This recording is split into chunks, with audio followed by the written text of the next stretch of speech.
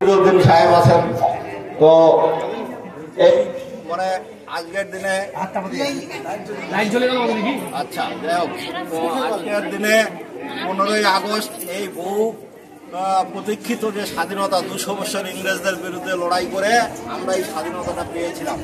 15ই August রাত্রে 12টার পরে আমাদের দেশ স্বাধীন হয়। এক পাকিস্তান আর এক বাংলাদেশ, ভারত, এই দুই দেশে বিভক্ত হয়।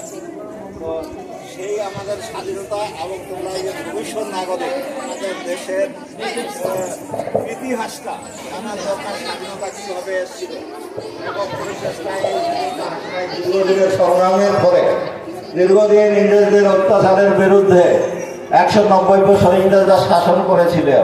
সেই শাসনের বিরুদ্ধে বাংলা তথা গোটা ভারতবর্ষ গড়ে উঠেছিল, যার ফলস্বরূপ একসময় 1905 সালে ভারতবর্ষ বাংলাকে ভাঙা হয়, দ্বিখণ্ডিত করা হয়, বঙ্গভঙ্গ করা হয় 1905। তারই ফলশ্রুতিতে আন্দোলনের ফলে 1911 সালে বাংলা আবার যুক্ত হয়ে যায় এবং সেই বছরেই আমাদের রাজধানী ভারতবর্ষের দিল্লিতে ছিল, সেটা কলকাতায় ছিল, সেটা দিল্লিতে নিয়ে যাওয়া হয়।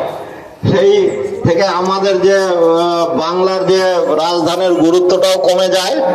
এই হলো আমাদের সংক্ষিপ্ত ব্যাপার, সেই গুরুত্ব কমে যায়, সেটা ব্যাপারটা আলাদা প্রসঙ্গ। তো এখন আমরা এই যে স্বাধীনতা পেয়েছি, সেই স্বাধীনতা রক্ষা করা, পাওয়াটা যেরকম একটা ব্যাপার, তাকে রক্ষা করাটা আরেকটা কঠিন চ্যালেঞ্জ আমাদের সামনে। তোমরা, আমি আশা করি তোমরা বিশিষ্ট নাগরিক হবে ভবিষ্যতে। তোমাদের মধ্য থেকে অনেকেই নেতা, মন্ত্রী, বড় বড় অফিসার, ডাক্তার, ইঞ্জিনিয়ার হবে, দেশ সেবায় যুক্ত থাকবে এবং সেইভাবে তোমাদের গড়ে উঠতে হবে। তোমাদের এমন আচার আচরণ যাতে সমাজের মধ্যে কোনো খারাপ বা বিরূপ প্রতিক্রিয়া না হয়, সেই জিনিসটা লক্ষ্য করতে হবে।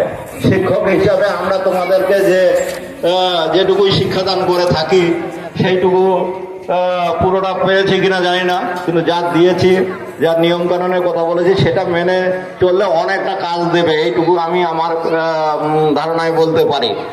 এবং আমি বক্তব্য আর বেশি দীর্ঘায়িত করতে পারছি না, কারণ খুবই প্রচণ্ড রোদ চলছে। আমি এখানেই সংক্ষিপ্ত করলাম।